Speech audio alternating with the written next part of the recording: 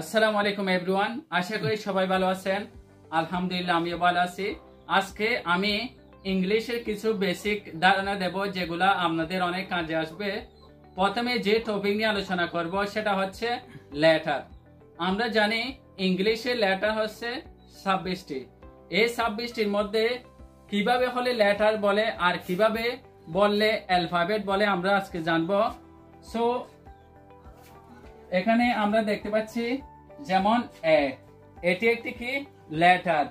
B, এটি একটি letter. আর অন্যভাবে জানতে গেলে আমরা যখন কোনো আর্মস লিখতে যাই তখন আমরা লিখি এ নম, বি নম, এরকম করে আমরা যে চিহ্নগুলা দিই এগুলা হচ্ছে মূলত লেটার। এক কথায় বলতে গেলে লেটার 26টির মধ্যে আমরা যখন তাকে আলাদা করে করে বলবো, যেমন এ বি সি এরকম করে আলাদাভাবে যখন আমরা বলবো তখন সেটা হচ্ছে লেটার।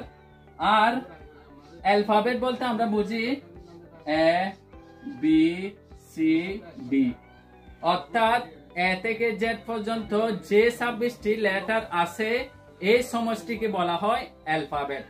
এখন আমরা জানবো ভাওয়েল কয়টি। আমরা সবাই জানি ভাওয়েল হচ্ছে 5টি, এ ই আই ও ইউ। এই 5টি হচ্ছে ভাওয়েল। এই 5টি নিয়ে আমরা জানি একটা ওয়ার্ড আছে যেটা মোস্ট ইম্পর্টেন্ট, সেটা হচ্ছে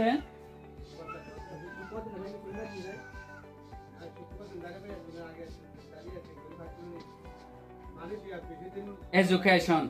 আমরা দেখতে পাচ্ছি এখানে 5টি ভাওয়েল আছে যেগুলা এই ওয়ার্ডের মধ্যে রয়েছেন, এবং আমরা জানবো আজকে লেটার হচ্ছে 26টি। ওই 26টি লেটার আছে এমন একটি সেন্টেন্স আছে যা অনেকে জানেন বা অনেকে জানেন না। আজকে আমরা দেখব সেই সেন্টেন্সটা কি।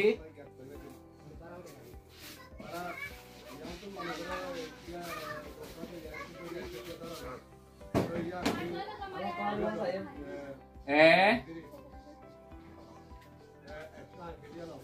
quick brown fox jump over the lazy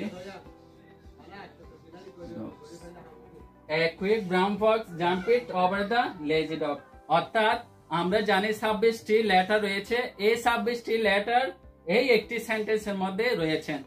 so এই পর্যন্ত আজকের আলোচনা। আপনারা সবাই ভালো থাকবেন, সুস্থ থাকবেন। আসসালামু আলাইকুম।